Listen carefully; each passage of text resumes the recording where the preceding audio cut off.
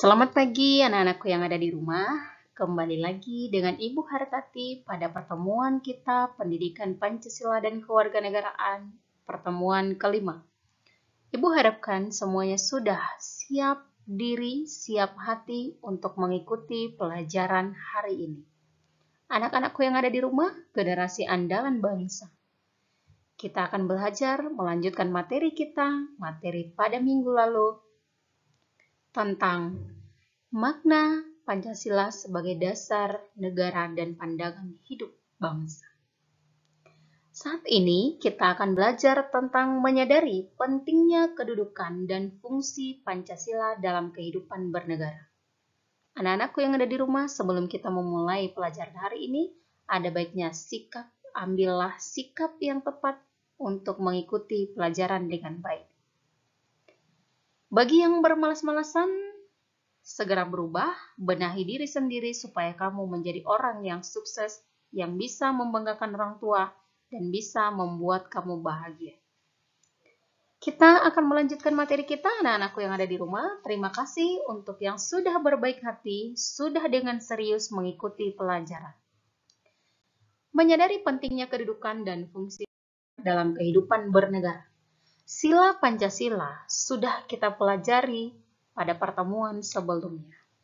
Sila pertama sampai sila kelima itu adalah satu kesatuan sistem dengan sila pertama sebagai input utama, sila kelima sebagai output utamanya. Kelima sila ini tidak boleh ada yang terpisah satupun. Kenapa? Karena kelima sila ini digali dari dasar-dasar kehidupan bernegara kita sejak zaman dahulu kala. Sebab kita mengakui Tuhan yang Maha Esa. Dan akhirnya itu jika kita sudah mengakui adanya Tuhan, maka kita akan melakukan sikap-sikap terpuji yang menciptakan keadilan bagi seluruh bangsa. Anak-anakku yang ada di rumah, mungkin sudah banyak yang lupa apa makna sila-sila Pancasila ini. Mengapa mereka menjadi satu kesatuan? Nilai-nilai Pancasila sebagai dasar negara dan pandangan hidup bangsa. Lambang yang pertama adalah bintang. Lambang bintang ini adalah lambang sila pertama, ketuhanan yang Maha Esa, bahwa Indonesia mengakui keberadaan Tuhan sebagai pencipta alam semesta dan isinya. Sejak zaman dahulu, Indonesia mengenal beragam kepercayaan yang mengakui bahwa ada pencipta alam semesta. Yang kedua, lambang rantai, yaitu lambang sila kedua yang berbunyi kemanusiaan yang adil dan beradab.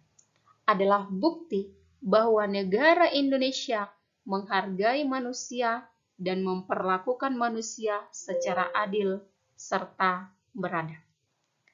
Sila yang ketiga dengan lambang pohon beringin, persatuan Indonesia menjadi pedoman bahwa manusia, warga negara ini harus bersatu, bahwa masyarakat ini harus bersatu.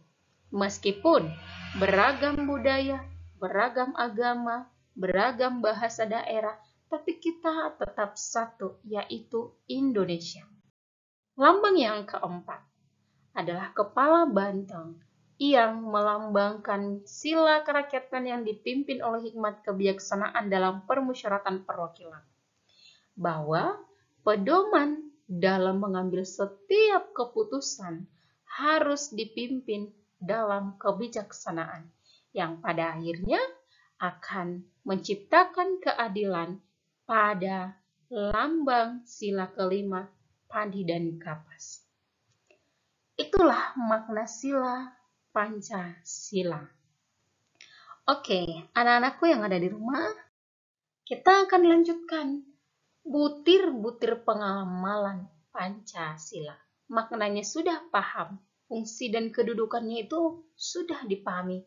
Lalu bagaimana arti pentingnya ini untuk masyarakat?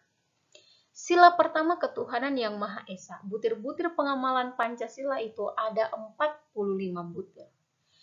Nah, yang pertama kita akan bahas A, yang bagian pertamanya. Butir pengamalannya bahwa bangsa Indonesia menyatakan kepercayaan dan ketakwaan terhadap Tuhan yang Maha Esa. Yang kedua, manusia Indonesia percaya dan takwa kepada Tuhan yang Maha Esa sesuai dengan agama dan kepercayaan masing-masing menurut dasar kemanusiaan yang adil dan beradab. Butir yang ketiga, mengembangkan sikap hormat, menghormati dan bekerja sama antara pemeluk agama, penganut kepercayaan yang berbeda terhadap Tuhan yang Maha Esa.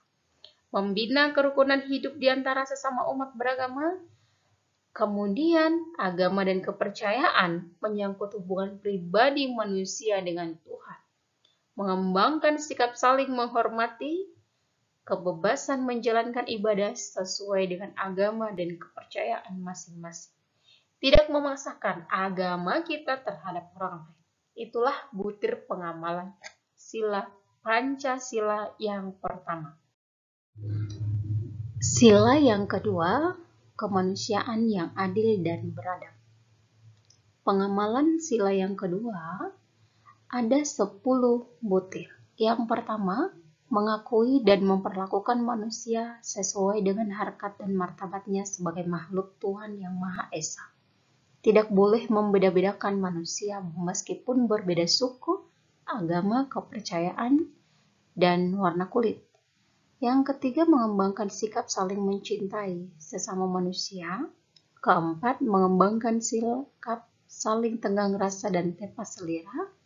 Yang kelima, mengembangkan sikap tidak semena-mena terhadap orang lain. Yang keenam, menjunjung tinggi nilai-nilai kemanusiaan. Yang ketujuh, gemar melakukan kegiatan kemanusiaan. Yang kedelapan, berani membela kebenaran dan keadilan. Kesembilan, bangsa Indonesia merasa dirinya sebagai bagian dari seluruh umat manusia. Dan yang ke-10, mengembangkan sikap hormat, menghormati, dan bekerja sama dengan bangsa lain. Ke-10 butir sila Pancasila, sila yang kedua ini adalah semuanya ini tentang bagaimana sikap kita antara manusia yang satu dengan yang lainnya. Sila yang keadilan sosial. Salah kan? Apa lagi yang aku tengok inilah? Oke, sila yang ketiga, persatuan Indonesia dengan butir pengamalan Pancasila. Yang pertama, menempatkan persatuan dan kesatuan di atas kepentingan pribadi. Sanggup dan rela berkorban untuk kepentingan negara, mengembangkan rasa cinta kepada tanah air, mengembangkan rasa kebanggaan dan kebangsaan, memelihara ketertiban dunia, mengembangkan persatuan Indonesia atas dasar Bhinneka Tunggal Ika, lalu memajukan pergaulan demi persatuan dan kesatuan bangsa. Sila yang keempat, dengan butir pengamalan Pancasila ada 10. Sebagai warga negara, mempunyai kedudukan hak dan kewajiban yang sama. Tidak boleh memaksakan kehendak pada orang lain. Ada musyawarah, mufakat itu harus diliputi oleh semangat kekeluargaan, menghormati dan menjunjung tinggi keputusan, itikat baik dan rasa tanggung jawab, melaksanakan keputusan, dan juga mengutamakan kepentingan bersama. Kemudian, musyawarah dilakukan dengan akal sehat. Keputusan yang diambil harus dapat dipertanggungjawabkan secara moral kepada Tuhan maupun untuk kepentingan bersama, dan memberikan kepercayaan kepada wakil yang dipercayai untuk melaksanakan musyawarah. Contoh pengamalan sila keempat di dalam keluarga. Misal, kalau mau jalan-jalan, maka anak-anak dengan orang tua berdiskusi ke mana tempat arah tujuannya untuk jalan-jalan, atau untuk makan bersama mau kemana. Yang kelima, sila keadilan sosial bagi seluruh rakyat Indonesia. Nah, butir pengamalan sila kelima ini ada 11. mengembangkan perbuatan yang luhur, sikap adil, menjaga keseimbangan hak dan kewajiban, menghormati orang lain, memberi pertolongan kepada orang lain, tidak menggunakan hak milik yang bersifat pemerasan terhadap orang lain, bersifat pemborosan, merugikan kepentingan umum, suka bekerja keras, menghargai karya orang lain, suka melakukan kegiatan dalam rangka mewujudkan kemajuan yang merata. Contoh, kalau anak-anak suka menyontek pekerjaan temannya, berarti sudah melanggar sila kelima. Nah, inilah ke-45 butir-butir pengamalan sila Pancasila.